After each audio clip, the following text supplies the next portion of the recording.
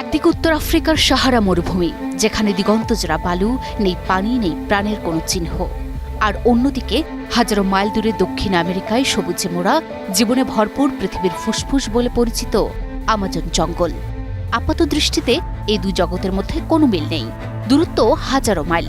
কিন্তু আপনি জানেন কি, সাহারার তপ্ত ধুলো বালি আসলে প্রাণ বাঁচিয়ে রাখে সুদূর আমাজনের।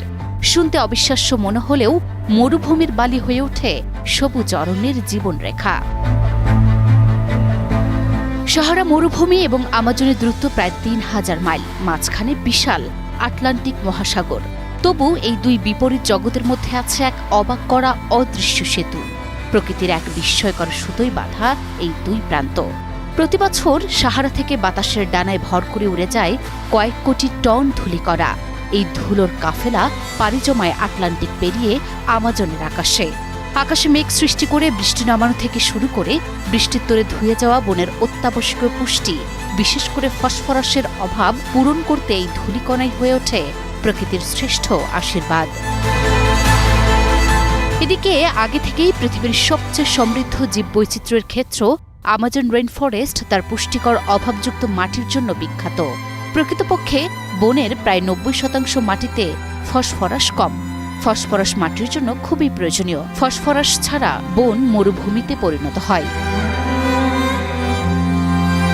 মজার ব্যাপার হলো, আমাজন রেইনফরেস্টে বৃষ্টির দাপটে মাটি থেকে পুষ্টিগুণ ধুয়ে যায়। সেই অভাব পূরণ করে সাহারার এই উড়ন্ত ধুলো। এই উড়ন্ত ধূলিকণায় মিশে আছে প্রচুর পরিমাণে ফসফরাস। বিজ্ঞানীদের মতে প্রতি বছর প্রায় ২২,০০০ টন ফসফরাস সাহারা থেকে উড়ে এসে আমাজনের মাটিতে মিশে যায়, যা বনটিকে সতেজ ও সবুজ রাখতে সার হিসেবে কাজ করে। গড়ে ২৭.৭ মিলিয়ন টন ধুলো সাহারা থেকে আমাজনে পৌঁছায়, যা বিশ্বের বৃহত্তম ধুলো স্থানান্তর হিসেবে বর্ণনা করা হয়েছে। প্রকৃতি যেন এখানে এক নিপুণ শিল্পী, এক জায়গায় শুষ্কতা, অন্য জায়গায় সজীবতার কারিগর।